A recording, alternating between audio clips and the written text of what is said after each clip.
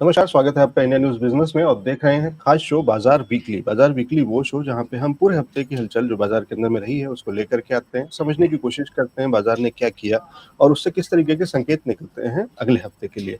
ये सारी चीजें करेंगे एक्सपर्ट्स की सहायता से। बढ़िया पैनल हमारे साथ में जुड़ चुका है, मिलवाते हैं आपको आज के पैनलिस्ट से। हमारे साथ में जुड़ रहे हैं खास मेहमान विशाल बसंत वाघ जी, जो कि एजुकेशनिस्ट हैं, बढ़िया ट्रेनर हैं, बाजार के बारे में बहुत अच्छे से जानते हैं, बहुत सालों का एक्सपीरियंस, और उसके बेसिस पे बढ़िया तरीके से सिखाते भी हैं कि बाजार में क्या करना है क्या नहीं करना। विशाल सर, बहुत बहुत स्वागत है शो पे। नमस्कार सर।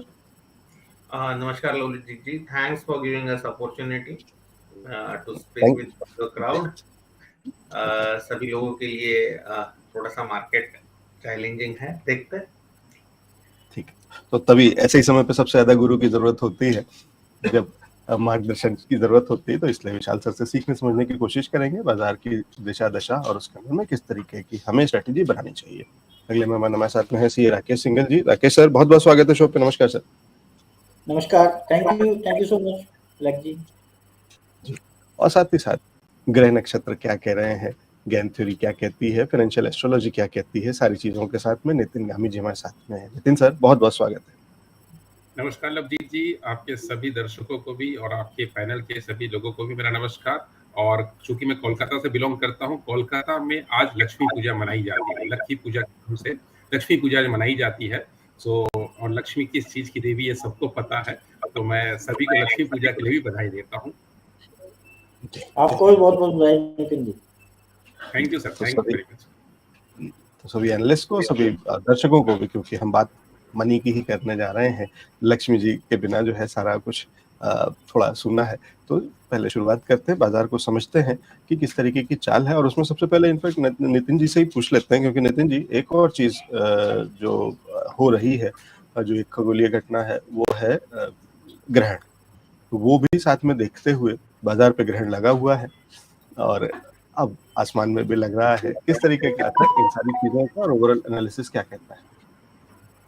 बिल्कुल लवजीत जी, देखिए मैं आप ही के शो में पिछले ऑलमोस्ट 2 महीने से जो बात कर रहा था कि 19,321 इसके नीचे निफ्टी को क्लोजिंग देना बहुत जरूरी है।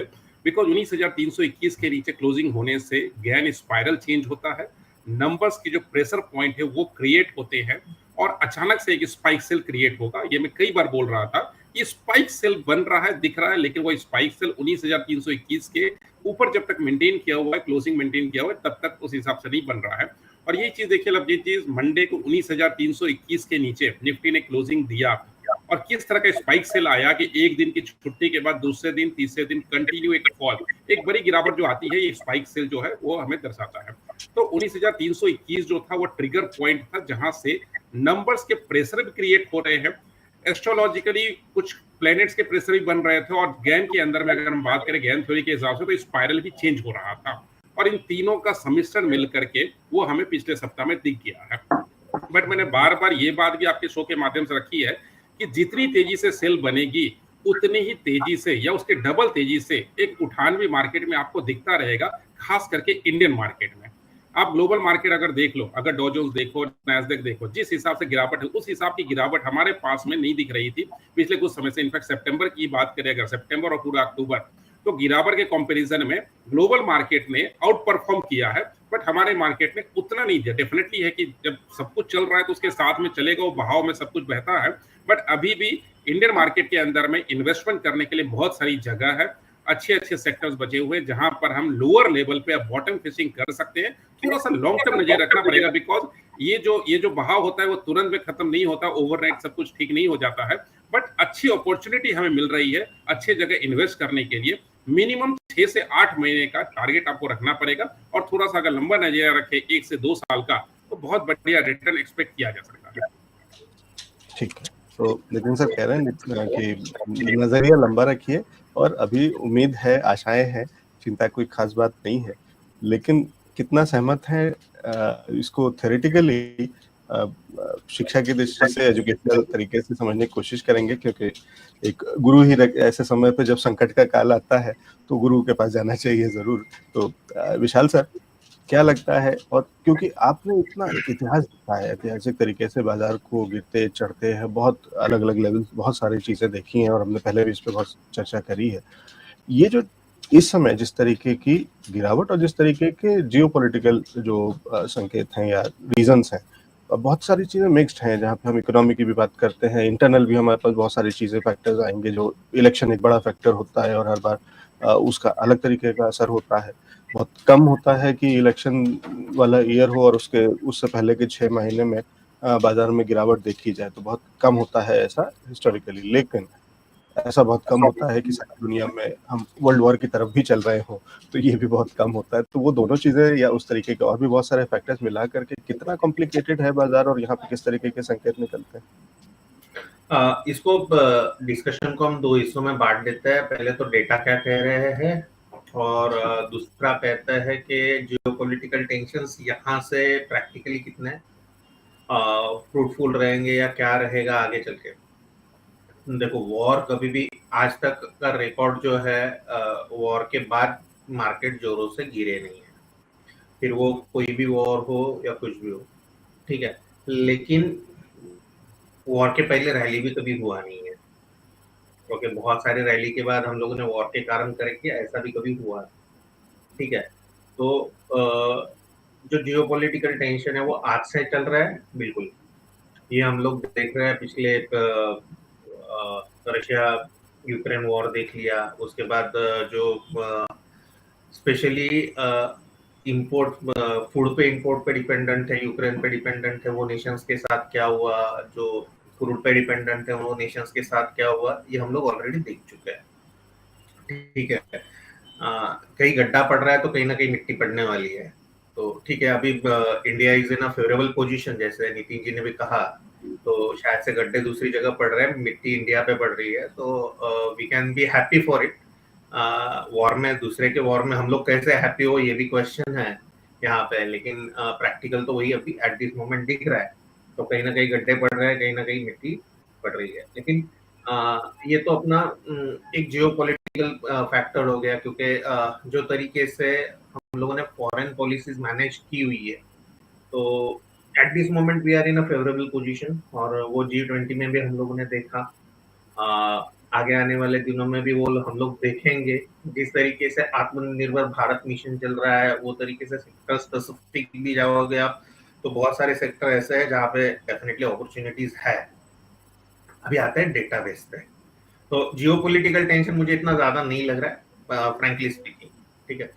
अभी यहाँ तक जब तक इलेक्शन खत्म नहीं होता है 2024 के, या जब तक हम लोगों ने एक्टिव पार्टिसिपेशन नहीं आ जाता है, तब तक मुझे नहीं लगता ये बहुत सारा मैटर करेगा, या कोई बोल्ड स्टेप्स इंडिया की तरफ से लिए जाएंगे, जैसे वॉर के लिए कुछ वेपन्स भेजना या कोई पर्टिकुलर वन साइडेड कुछ लेना, तो यहाँ पे मोटा मोटी पॉलिटिकल स्टैंड लिए जाएंगे, तो वो लेवल पे मुझे नहीं लग रहा है बहुत सारा कुछ फर्क as such broad base India पे पड़ने वाला है, ठीक है। लेकिन क्रूड पे थोड़ा बहुत फर्क पड़ सकता है, एसेट स्पेसिफिक थोड़ा बहुत फर्क पड़ सकता है, उससे थोड़ी जो इनबैलेंस आएगा उसको मैनेज कर लिया जाएगा, ठीक है। ये what we can say about the current geopolitical situation, okay. लेकिन हम लोग जब चलते हैं और डेटा स्पेसिफिक जाता है, तो मैं आपको जुलाई में लेके जाऊंगा, जहां पे हम लोगों ने लगातार 5 महीना रैली कर लिया था,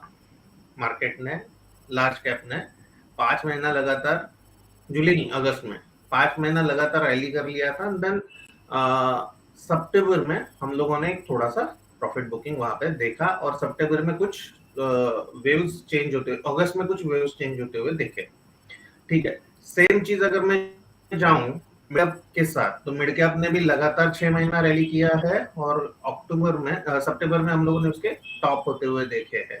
उसके बाद भी कोई स्टॉक्स हम लोगों ने, बहुत सारे स्टॉक ऐसे देखे कि जो लास्ट के 4 वीक्स में खुद को डबल कर दिए, ठीक है, या लास्ट के 5-6 दिनों में ही डबल हो गए।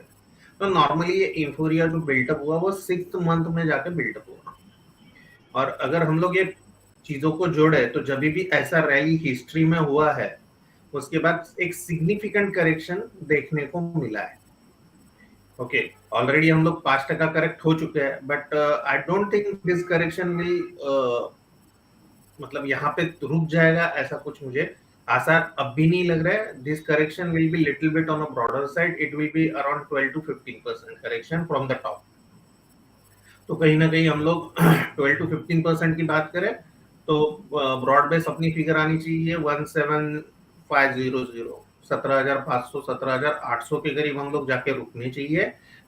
ऐसा एक ब्रॉड बेस मेरा देखने का तरीका है। This is first part. अगर यहाँ पे नहीं रुकता है, हम लोग अगर टेक्निकल लैंग्वेज में जाए तो 17,800 इज अ मेजर सपोर्ट। अगर वो लेवल पे हम लोग नहीं रुकता है, then we will go through a severe correction. Okay, अभी इसके आगे हम लोग अगर ये बात करें कि जो तरीके से रिजल्ट आ रहे हैं वो तरीके से मार्केट नहीं चल पा रहा है, मतलब एक्सपेक्टेशंस के बिलो रिजल्ट आ रहे हैं या एट द एक्सपेक्टेशंस रिजल्ट आ रहा है जो ऑलरेडी प्राइस्ड इन। ओके, हम लोगों ने पिछले 6 क्वार्टर अगर देख लिए रिजल्ट्स, तो रिजल्ट्स के बाद मार्केट रैली करता हुआ दिखा है या रिजल्ट्स अच्छे आते हुए दिखे, एक्सपेक्टेशंस को पार करते हुए दिखे। नाउ रिजल्ट्स आर कुछ रिजल्ट्स पार भी कर रहे हैं एक्सपेक्टेशन को, तभी भी वो स्टॉक करेक्ट हो रहा है। ठीक है, इसका इंडिकेशन सादा सिंपल है कि जो दिसंबर के रिजल्ट आने वाले हैं वो इधर एट पर आएंगे या उसके भी थोड़े से डिटोरिएट होके आएंगे, और वहां पे कहीं ना कहीं पॉलिटिकल प्रेशर बताया जाएगा, जियोपॉलिटिकल प्रेशर बताया जाएगा, या जो गाइडेंस है वो गाइडेंस इतनी अच्छी होने के चांसेस नहीं रहेंगे। ओके, तो आगे चल के जो अगले क्वार्टर में होने वाला है ये चीज है, और जो मार्केट डिस्काउंट करने का ट्राई करेगा दिसंबर तक। ठीक, ओके, विशाल सर मैं वापस आता हूँ। और ये इंटरेस्टिंग है, और दो विरोधाभासी एक तरीके से अलग अलग, बिल्कुल एक्सट्रीम अलग अलग व्यूज हैं दो एनालिस्ट के, लेकिन हर एनालिस्ट का अपना अलग तरीका होता है एनालाइज करने का, और बहुत सारी चीजें होते हैं, बहुत सारे फैक्टर्स होते हैं। तो ठीक है, और तो उसको देखते चलेंगे किस तरीके से क्या क्या चीजें, क्योंकि रीजंस क्या है, लॉजिक क्या है, वो भी सारी चीजें साथ में समझते हैं। राकेश जी से एक बार समझते हैं कि राकेश जी का व्यू क्या है। राकेश जी, इस समय आप निर्णायक भूमिका में हैं। तो देखिए अलेक्स जी, जहाँ तक बात है लंबे समय की, अगर क्योंकि मैं थोड़ा टाइम फ्रेम लंबा लेके चलता हूँ, तो अगर मैं बात करूँ अगले 6 महीने से 12 महीने या 24 महीने की, तो definitely India is a sweet spot, और कोई भी करेक्शन अगर और भी आता है तो डेफिनेटली खरीदारी की सलाह रहेगी। आप देखिए बहुत सारे डेटा पॉइंट्स अगर हम देखें तो जहाँ पे जीएसटी के जो हमारे कलेक्शन हैं कंटिन्यूसली 1,60,000 करोड़ से ऊपर कंटिन्यूसली मंथली बेसिस पे बने हुए हैं। गोइंग फॉरवर्ड मुझे लगता है कि ये जो 1,60,000 का जो आंकड़ा आपको दिख रहा है, ये गोइंग फॉरवर्ड आपको 1,80,000 तक भी आने वाले टाइम में पहुंचता हुआ दिखेगा। तो जिस तरीके से टैक्स की कलेक्शन हो रही है, गवर्नमेंट का इंफ्रा पर फोकस है। आप देखिए गवर्नमेंट की जो कैपेक्स प्रोग्राम है, चाहे वो रेलवेज में हो, चाहे बाकी रोड्स में हो, इंफ्रा में हो, जबरदस्त तरीके से चल रहे हैं, और कैपेक्स गवर्नमेंट कंटिन्यूसली बढ़ा रही है। अब पब्लिक कैपेक्स के अलावा, गवर्नमेंट कैपेक्स के अलावा प्राइवेट कैपेक्स आप देखें तो वहाँ पे भी आप देखो बहुत सारे सेक्टर्स हैं जहाँ पे कि कैपेक्स प्रोग्राम चल रहे हैं। तो इन सब चीज़ों को देखते हुए अगर हम मैक्रो पॉइंट्स को देखें तो हमें लगता है कि डेफिनेटली देखिए क्या हुआ है कि पिछले अगर हम मार्च से देखें, मार्च एंड से लेके और अभी तक सितंबर के अंत तक देखें, तो लगभग 6 महीने में जो हमारे मिड कैप्स हैं वहाँ पे एक अच्छी तेजी हमें देखने को मिली। मिड कैप में अगर हम देखें तो करीब करीब हमें 40% के आसपास की तेजी देखने को मिली। मैं बात कर रहा हूँ सितंबर तक की।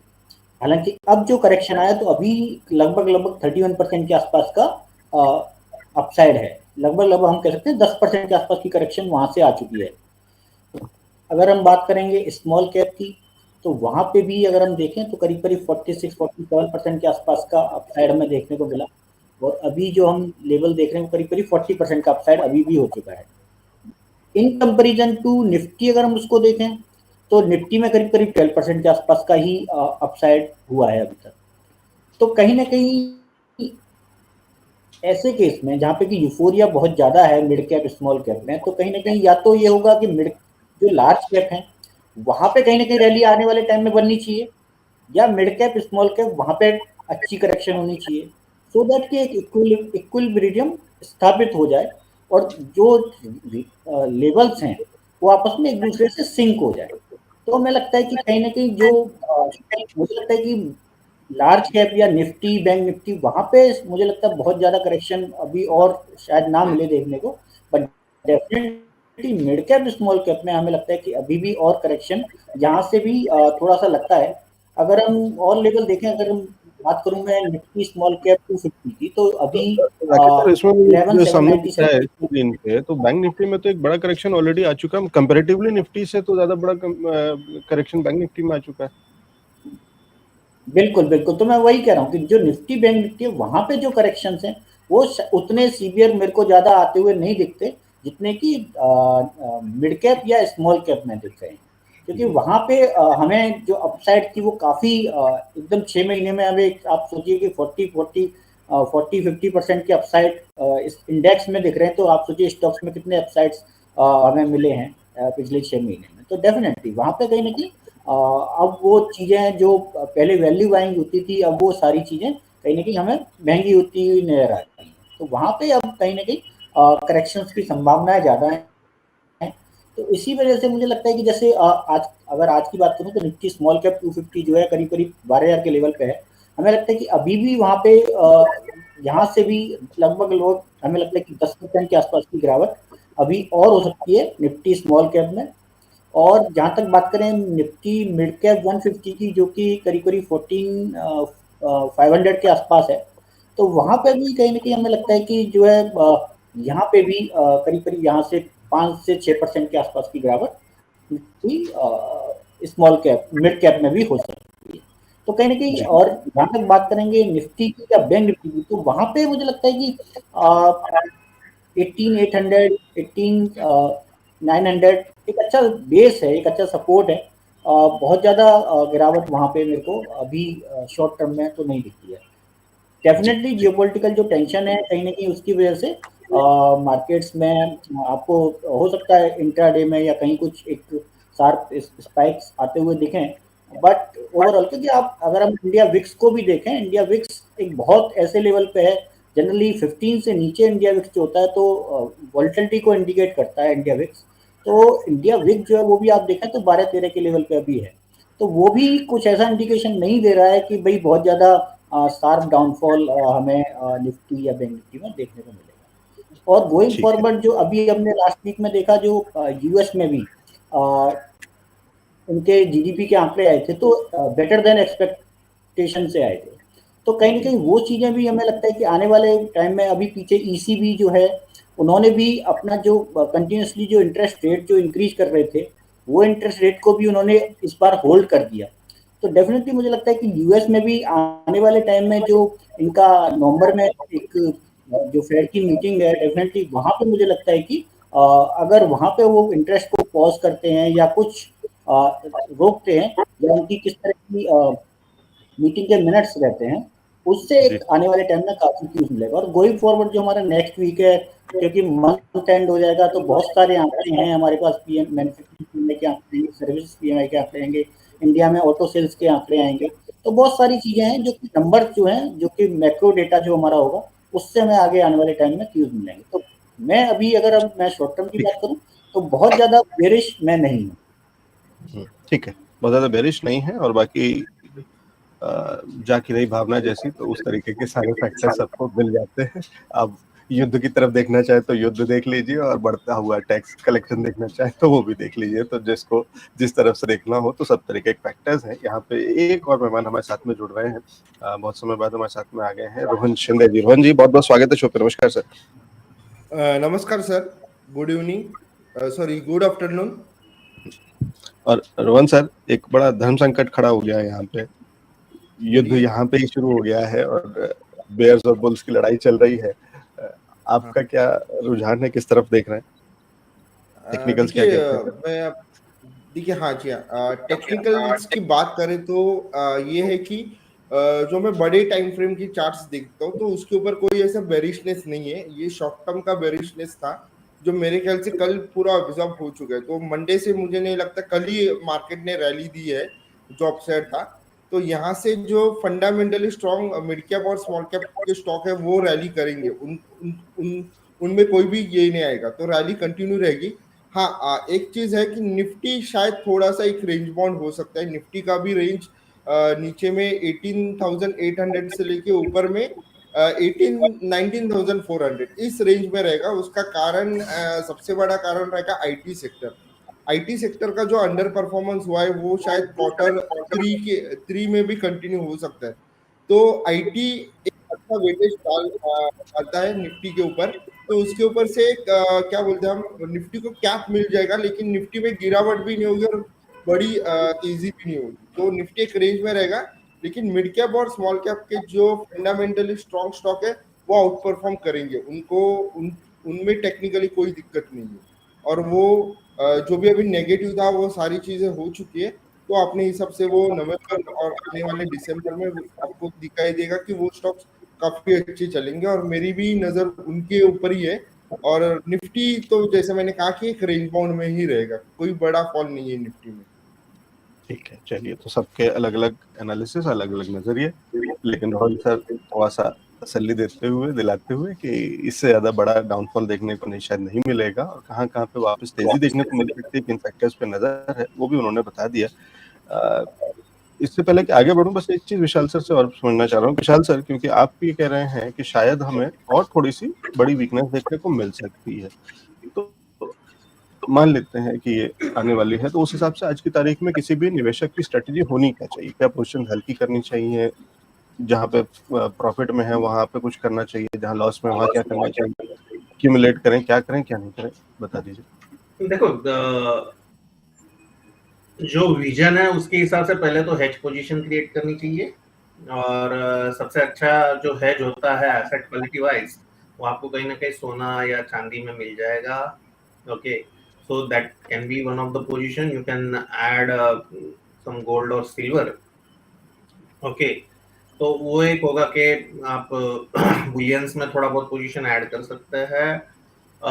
बाकी तो as far as stop losses are concern, जब हम लोग इन्वेस्ट करते हैं कहीं भी, तो एक स्टॉप लॉस दिमाग में होता है।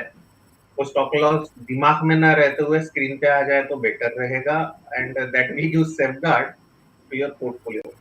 प्रॉब्लम ये है, सर सलामत तो पगड़ी 50, ये डायलॉग हम लोगों ने प्रैक्टिकली बहुत सुना हुआ है। और नॉर्मली हम लोग जब पोर्टफोलियो लेते हैं तो बोलते हैं कि इक्विटी में ही है, कैश में ही है, आज ना कल सुधर जाएगा। उसके बाद अपॉर्चुनिटी लॉस जो होता है वो बड़ा होता है। मतलब यहाँ से अगर आपका पोर्टफोलियो डिटोरिएट होता है से बाय 10 और 20%, और उसको एब्सॉर्ब होते होते वो 20% बहुत ऊपर में तक मार्केट चला जाए, उसके बाद कहीं ना कहीं आप जब मार्केट का टॉप बनेगा तब आप प्रॉफिट में आओगे।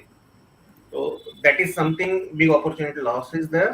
तो पहले तो जहां जहां अंडर परफॉर्मिंग स्टॉक्स है, अंडर परफॉर्मिंग सेक्टर्स है, वहां पे से एग्जिट लिया जाए, पोर्टफोलियो को हेज किया जाए, और थोड़ा सा कैश कंपोनेंट बढ़ाया जाए। ये 3 चीजें करनी चाहिए आज मेरे हिसाब से। और यहाँ से जैसे कि नॉर्मली हम लोग देखा है कि जब आपके फाइनल इलेक्शन अनाउंसमेंट होंगे लोकसभा के, उसके बाद मार्केट में थोड़ा बहुत बाइंग आ सकता है। तब तक यहाँ से तब तक का जो टाइम पीरियड है 1 या 2 महीने का, तब तक एक कॉशियस अप्रोच रखा जाए। जो भी इन्वेस्टमेंट हम लोग करें, इधर उसका 2 या 3 साल का हॉरिजॉन हो तो करे।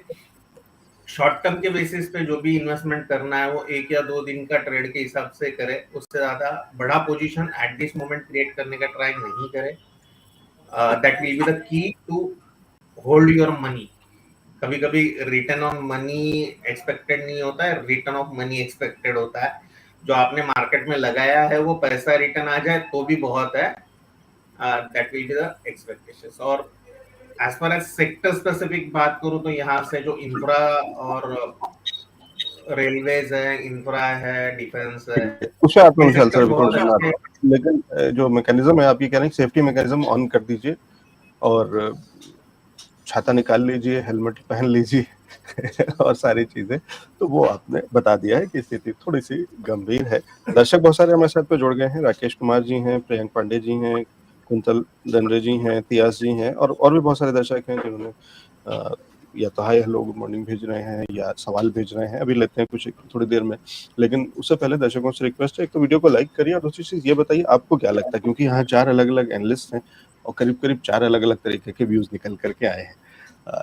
इसमें 2 व्यूज नहीं निकले, जबकि बाजार में नॉर्मली 2 व्यूज निकलने चाहिए। ज्यादा जाता है कि या तो ग्रीन साइड या रेड साइड, यहाँ पे लेकिन उससे भी ज्यादा 4 डाइवर्सिफाइड व्यूज निकले हैं। चारों व्यूज का सम्मान है। आप लोगों को क्या लगता है एज मार्केट पार्टिसिपेंट्स, आप लोग बाजार के अंदर में काम करते हैं, आपको क्या लगता है कि कौन सा व्यू ज्यादा सटीक है या किस पे आप ज्यादा कन्विंसिंग लग रहा है, या कुछ और पूछना चाहें तो जरूर पूछिएगा कि क्रॉस क्वेश्चनिंग भी, क्योंकि ये live real time active interactive show है, तो यहाँ पे आप पूछ भी सकते हैं सवाल जवाब इन चीजों से जो चर्चा अभी हम कर रहे हैं।